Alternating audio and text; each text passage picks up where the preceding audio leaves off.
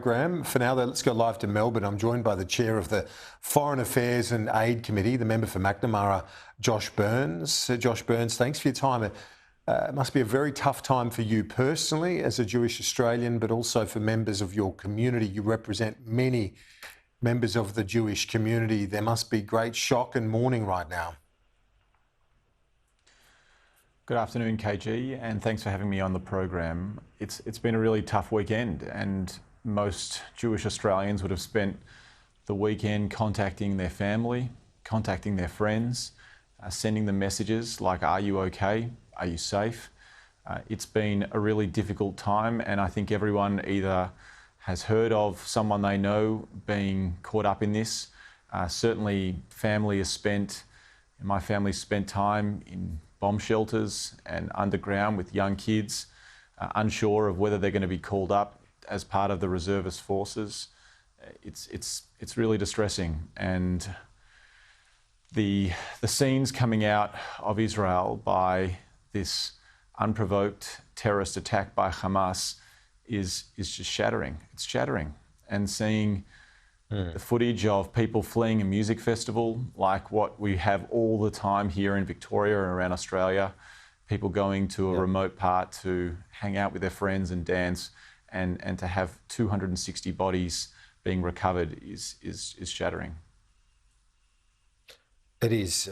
It's heartbreaking. As you say, those young kids at the dance party, it's hard to get your head around, isn't it? And when you particularly think that age group, I've been to Tel Aviv, I know you have as well, and that young demographic who would be just out there to have a good time, and probably the furthest thing you could find from a hawks or anti-Palestinian sentiment, probably among the vast bulk of those people.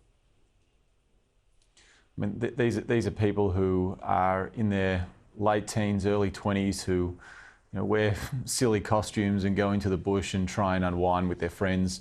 Many of them would have come out of their national service duties and are either at university or at TAFE or whatever they're doing, and they're just looking to spend their weekend to kind of unwind, and to have a scenario where they are literally mowed down by a terrorist organisation, and to have 260 young people, innocent people who are just trying to enjoy their life is honestly, it's one of the worst atrocities I've ever seen, and it's completely shattering. And Australia stands in absolute solidarity with the people of Israel. Every day, more details emerging of just how indiscriminate some of these atrocities, these war crimes, these terrorist acts were, Josh Burns. Well, what we know is that Hamas in Australia is a proscribed terrorist organisation. This is an organisation where in Australia, according to Australian law, it's illegal to support or affiliate or associate oneself with that organisation. Otherwise, you can be prosecuted under counter-terrorism legislation in Australia. This is an organisation where it is in its very fabric there to go after the destruction of the state of Israel and to kill Jewish people, and that's exactly what they did. But it wasn't just Jewish people. There have been reports of Bedouins, of other people. Israel's a deeply multicultural society, and there have been other victims of their terror, as there often is. So yeah, it's the more that we find out about what has happened 50 years after the Yom Kippur War, where Israelis and many others would have memories of attacks going on to civilian areas. This is a reminder, and it happened on a religious holiday where people were either celebrating in the bush or at synagogue and commemorating Simchat Torah, which is a religious holiday, with their friends and their family and their community. It's devastating. I want to play you something now, a video of one of the leaders of an imam, I think, in southwest Sydney speaking, just to pick up a bit of the sentiment here, but it reflects something we've seen internationally as well, some clashes between supporters of Israel and the Palestinians in the United States. We're seeing support for the Palestinians here, another rally later in the day, but let's play you these comments and get your reaction. I'm smiling and I'm happy. I'm elated.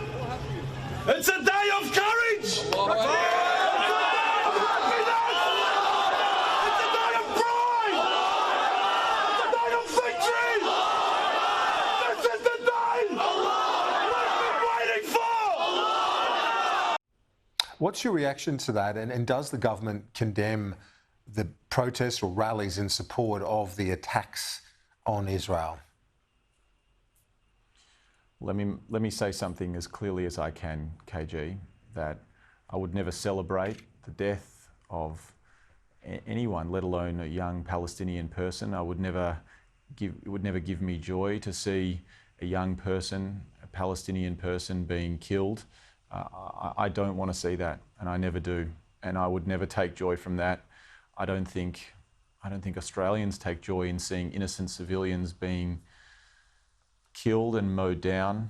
This was an indiscriminate terrorist attack against civilians, and I'm desperate to see a peaceful resolution to this decades-long conflict. And I don't see Palestinian people as my enemy. I see them as the partner of a future peace. But to see the scenes coming out of Israel in the last 24, 48 hours, it is shattering.